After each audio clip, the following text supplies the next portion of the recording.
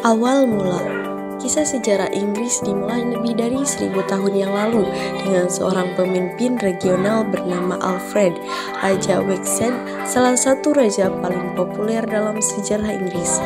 Setelah orang Romawi meninggalkan pulau yang mereka sebut Britania, yang sekarang kita sebut Inggris, pada awal abad ke-5, sistem pemerintahan yang kompleks muncul.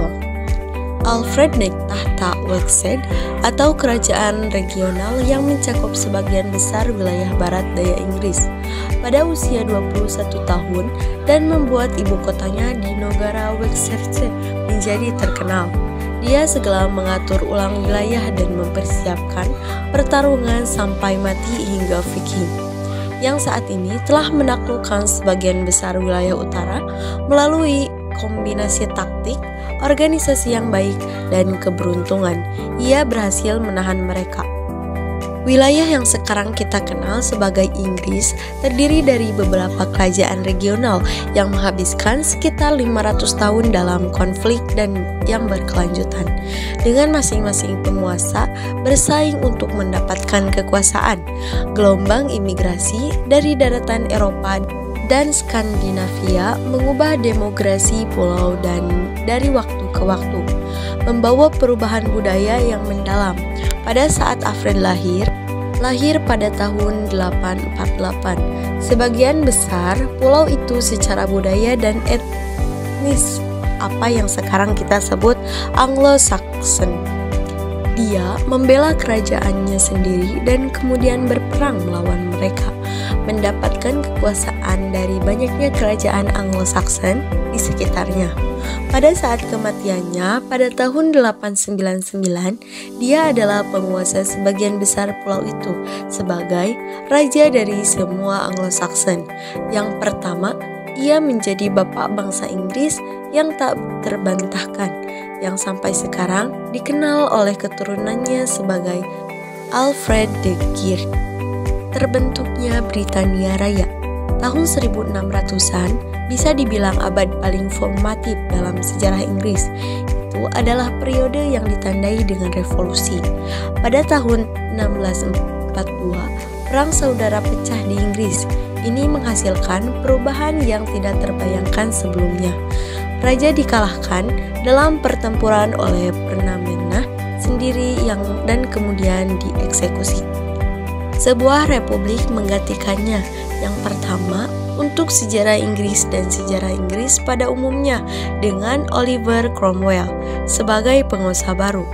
Cromwell secara paksa mengubah seluruh kepulauan Inggris menjadi persemakmuran Inggris, Skotlandia, dan Irlandia. Penaklukannya akan membuatnya menjalani sisa hidupnya sebagai Lord Protector, diktator militer de facto Inggris, Skotlandia, dan Irlandia. Setelah kematian Oliver Cromwell, monarki dipulihkan dan kepulauan Inggris secara nominal kembali menjadi 3 kerajaan terpisah dalam persatuan pribadi.